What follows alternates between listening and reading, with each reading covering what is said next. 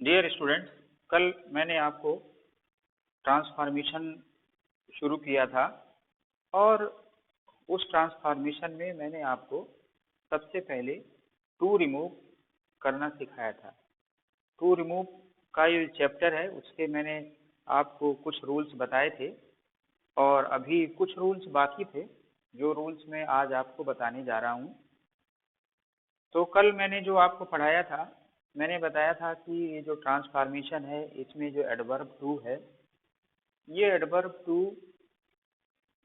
Mostly क्या होता है, इसको जब हम ट्रांसफॉर्म करते हैं तो एक सिंपल सेंटेंस को हम कॉम्प्लेक्स सेंटेंस में बनाते हैं।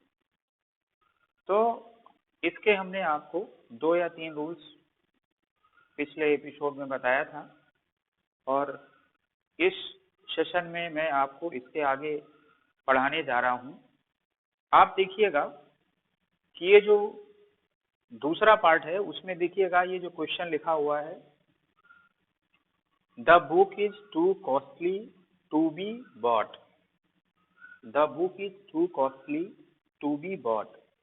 कल हमने पढ़ा था जिसमें सिर्फ सिंगल टू था, टू बी नहीं था। आज इसमें एक तरफ TOO है और दूसरी तरफ टू बी है। अब ये सेंटेंस पैसिव वॉइस का है।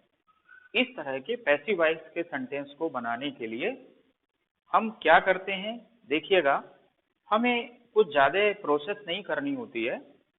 सबसे पहले ये जो एडवर्ब टू दिया हुआ है, इस टू को पहले के अकॉर्डिंग सो में चेंज करना है और ये जो टू बी दिया हुआ है, टू बी में इस टू को उसी तरह से जैसे पहले हम लोगों ने किया था, दैट वन कैन नॉट में चेंज करना है। लेकिन यहाँ पे जो वन है, ये जो वन है ये आपके द बुक के अकॉर्डिंग चेंज होगा। द बुक लाइफलेस है, नाउन है, इसलिए जब यहाँ पे प्रोनाउन का यूज करेंगे तो हम इट लगाएंगे, इट का यूज करेंगे और वेरी सिंपली हम इसको पहले की तरह ही चेंज कर लेंगे। पहले वाले टू को सो में चेंज करेंगे और बाद वाला जो सिंगल टू है उसको दैट वन कैन नॉट में चेंज करेंगे और वन को रिप्लेस करेंगे इट से। तो जब वन को इट से रिप्लेस करेंगे तो जो दूसरा पार्ट आपका बनेगा वो that it can not be. देखिएगा ये बना आपका the book is so costly that it can not be bought. ऊपर वाले का अर्थ है किताब इतनी महंगी है कि इसे नहीं खरीदा जा सकता। नीचे वाले का भी यही अर्थ है कि किताब इतनी महंगी है कि इसे नहीं खरीदा जा सकता। अब इसी तरह के सेंटेंसेस में क्या होता है, इसी तरह के सेंटेंसेस में कभी कभी क्या होता है कि बीच में फार के साथ में कोई नाउन या प्रोनाउन दे दिया जाता है। तो उस सेंटेंस को फिर हम एक्टिव वॉइस में और पैसिव वॉइस में दोनों तरीके से बना सकते हैं। जैसे अगर यही सेंटेंस है, the book is so costly for me to buy, अगर ये आ जाता the book is so costly for me to be bought, तो फिर जहां पे इट लगा है उस इट की जगह पे आई हो जाता और फिर इस सेंटेंस को बाद वाला जो सेंटेंस पैसिव वॉइस का बना है इसे एक्टिव वॉइस में बता देते। तो ये बन जाता the book is too costly that I can not bought it. तो ये आपका जब टू बी आएगा तो इस तरह से दो तरीके से हम इसको चेंज कर सकते हैं। इसके बाद में अगला जो रूल आता है, कभी कभी क्या होता है कि जो सेंटेंस होता है ऑलरेडी नेगेटिव होता है। क्योंकि पहले से जो TOO और सिंगल टू से जो बने हुए सेंटेंसेस होते हैं वो नेगेटिव ही सेंस देते हैं, लेकिन इसमें जब एक और टू लगा देते हैं तो फिर ये डबल नेगेटिव होता है। तो फिर ये जब इसको हम कन्वर्ट करते हैं तो फिर इसका सेंस पॉजिटिव होता है। जैसे एक सेंटेंस मैंने आपको दिया हुआ है यहाँ पर, she is too wise not to solve all the problems. इसका अर्थ है वो इतनी बुद्धिमान है कि कोई भी समस्या ऐसी नहीं है जिसे वो हल ना कर सके। अब जब इस तरह के सेंटेंसेस को, ये टिपिकल सेंटेंसेस हैं, थोड़ा सा डिफिकल्ट सेंटेंसेस हैं, इनको समझने की कोशिश करिएगा। इस तरह के जो सेंटेंसेस होते हैं, जब इनका हम टू रिमूवल करते हैं तो उस समय हम क्या करते हैं कि बाकी इस वाले टू को, जो पहले टी डबल ओ टू आया हुआ है, इसको हम सो में चेंज करते हैं, और ये जो नॉट होता है इसे हम नॉट को खत्म कर देते हैं, और ये जो नॉट जब खत्म हो जाता है तो जो कैन के साथ में ये नॉट लगता है वो भी खत्म हो जाता है। तो इस तरह से ये जो नेगेटिव सेंटेंस बना होता है उसमें जब हम टू रिमूवल करते हैं तो ये टू रिमूवल अफर्मेटिव हो जाता है। तो देखिएगा, मैंने जो सेंटेंस बनाया हुआ है ये है, she is so wise that she can solve all the problem. ऊपर वाले का जो अर्थ था वही अर्थ नीचे वाले सेंटेंस का है। वो इतनी बुद्धिमान है कि वो किसी भी समस्या को, यानी सारी समस्याओं को सॉल्व कर सकती है, हल कर सकती है। इसके आगे हम चलते हैं और देखिए, ये बहुत ही इंपॉर्टेंट टॉपिक है और कई तरह से इसके प्रश्न पूछे जाते हैं, हर तरह के एग्जाम में पूछे जाते हैं, इसलिए इसे समझना बहुत जरूरी है और ये बहुत इजी भी है। अगला जो क्वेश्चन है वो ये है, Gopal is too proud to beg. कभी कभी क्या होता है कि जहां पे कैन आया होता है उस कैन की जगह पे कभी कभी विल नॉट का प्रयोग करते हैं, कैन नॉट का प्रयोग करते हैं, डज नॉट का प्रयोग करते हैं। अकॉर्डिंग टू सेंस हम उसका प्रयोग कर लेते हैं, ये जरूरी नहीं होता है कि हम कैन नॉट का ही प्रयोग करें। जैसे ये सेंटेंस है, Gopal is too proud to beg. Gopal इतना घमंडी है कि वो किसी के आगे हाथ नहीं फैला सकता, इसका अर्थ है। But here we will see that we shall solve it in the same way as we have done all our other sentences, but here we have to note that this can be replaced by will, does। इस sentence में मैंने तो सीधे सीधे बनाया हुआ है और कैन नॉट का यूज किया हुआ है। Gopal is so proud that he can not beg. Gopal इतना प्राउड है कि वो बेग नहीं कर सकता। लेकिन अगर आप चाहें तो इसको, Gopal is so proud that he will not beg. वो इतना प्राउड है कि वो किसी के आगे हाथ नहीं फैलाएगा। तो you can replace here can with will. Will का भी यूज कर सकते हैं आप यहाँ पर।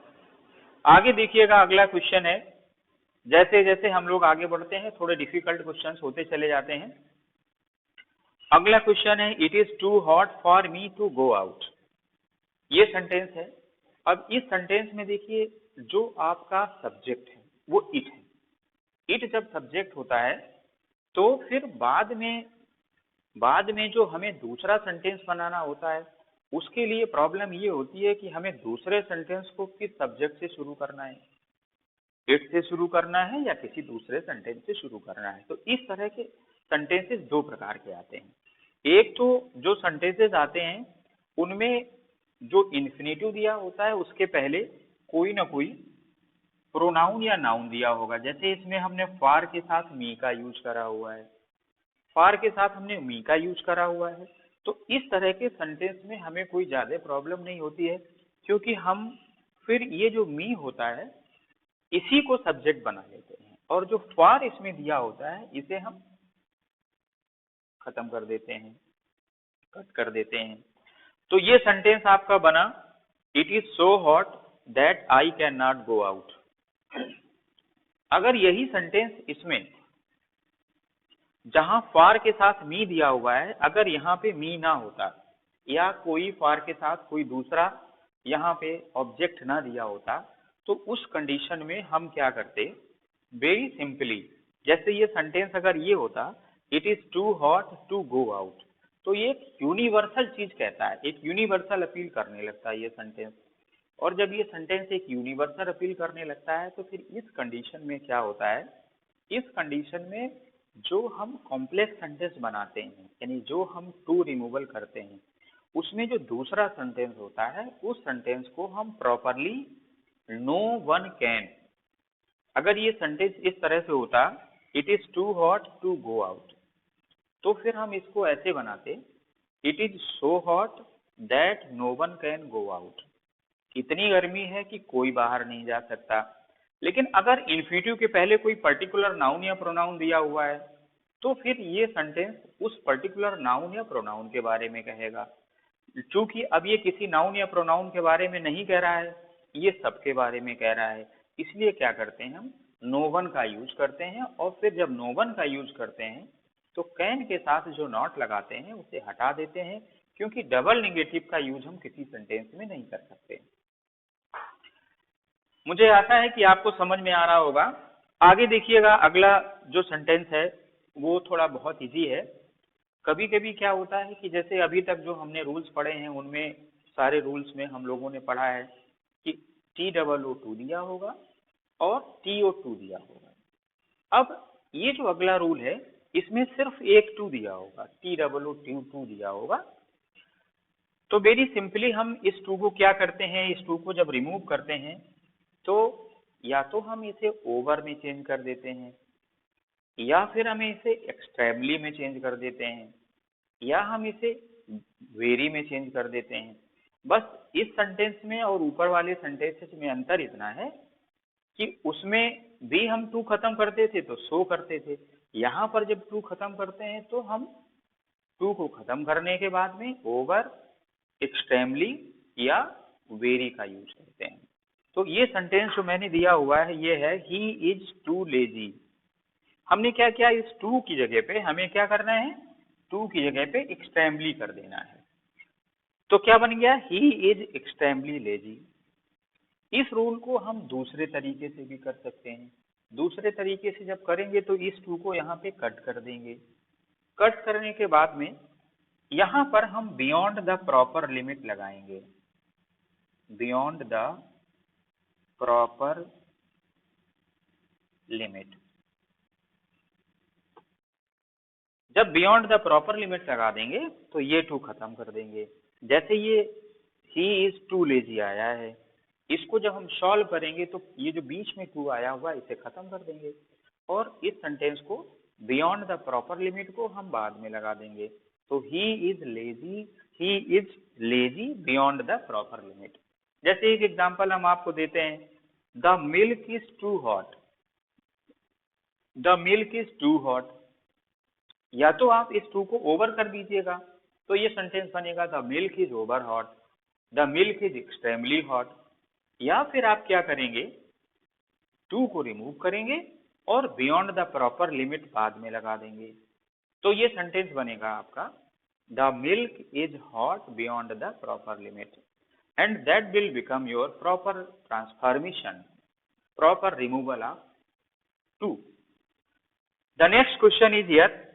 इसमें नीचे वाले क्वेश्चन में देखिए बहुत सारा कंफ्यूजन हो जाता है। जैसे मैंने एक क्वेश्चन दिया हुआ है, she is too eager for her result.